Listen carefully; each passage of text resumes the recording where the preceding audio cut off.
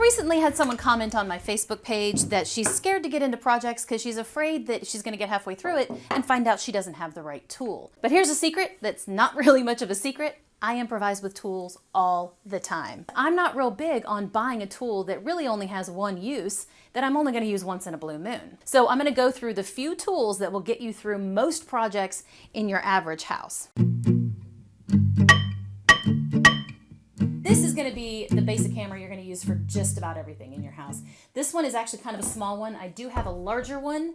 You might want to graduate to this one because it's very heavy and it's really kind of overkill for most small projects around the house. Tack hammer is going to be also good to have around simply because smaller projects, little crafts and things, you don't necessarily want the weight and the impact of a big hammer like this. Rubber mallet. This is more of a specialty item, but I have found a lot of really good uses for the rubber mallet around the house.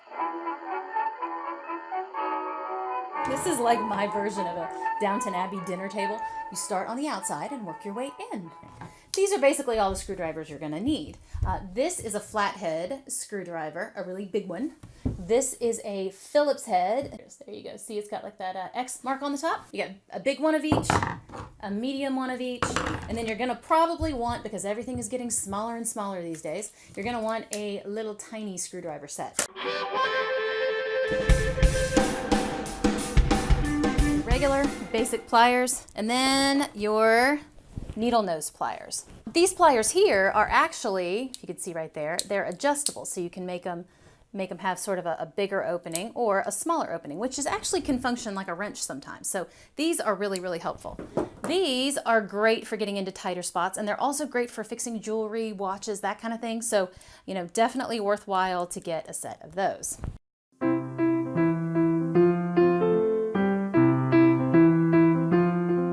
These are my favorites.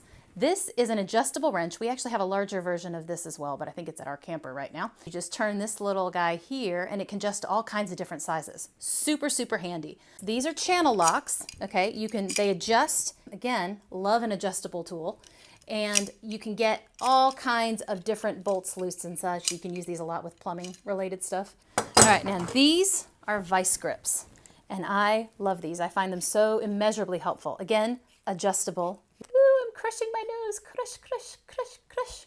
And then this guy locks it into place. So if you are gluing two things together, you can kind of clamp them down tight together. Or if you need to loosen a really, really tight bolt, you can really grip onto it really hard with these. If you adjust them correctly.